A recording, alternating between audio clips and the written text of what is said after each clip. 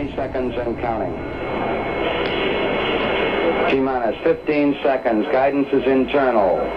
12, 11, 10, 9. Ignition sequence starts. 6, 5, 4, 3, 2, 1, 0.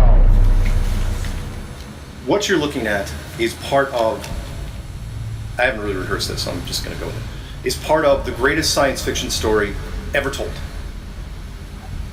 which goes back hundreds of years, but only became relevant in about 1958, which is, what if science, mainstream science, figured out, this is your flat earth, you wanted me to talk about flat earth, here's flat earth. What if mainstream science figured out that the world was not a globe anymore? What would you be willing to do to protect what we've been teaching for 20, 25 generations since Copernicus, that the world was a globe? What would you be willing to do? Money is not an object. This is what you come up with. Eventually, sooner or later, you're going to have to, because remember, up until NASA was formed, there was no picture taken of the Earth from space, ever. So how do you show people a picture of the Earth from space? It's not like I can just take a picture and hand it to you and say, hey, here's the picture of the Earth from space. You have to at least simulate the technology before people figure it out on their own.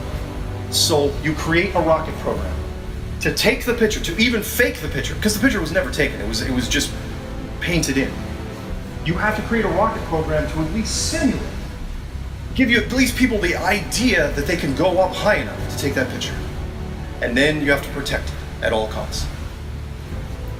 And then you have to discontinue it and make it seem like it was never that big a deal. And hold on to it for as long as you can. And that's exactly what they did. In 1958, NASA was formed.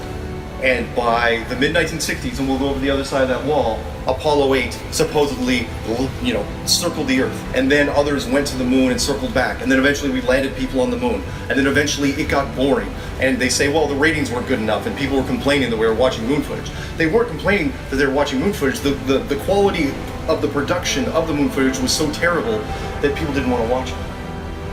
So then... And maybe that was on purpose as well? Yes, absolutely was. They had to discontinue it before the technology, way before the internet was created, way before HD technology was created. You make it seem like it's just not that big a deal. In 1972, they closed the whole thing down, the end of 1972. But on the way back, you remember, Apollo 8 through Apollo 16 never took a picture of the Earth. They waited till the last possible minute, so that way you couldn't compare pictures. It was perfect. Then on the way back, Apollo 17 takes a picture that shows two things. Even though it was an American space program, it showed two things that were relevant. One was Africa, part of Africa, and the other part was the only continent that showed in its entirety was Antarctica. They killed two birds with one stone. Picture of the Earth, that's what Antarctica looks like. We're shutting down the space program. Good night, everybody. And that's what they did, and it was perfect. The problem is the time caught up. 1972, that's 2 generations ago.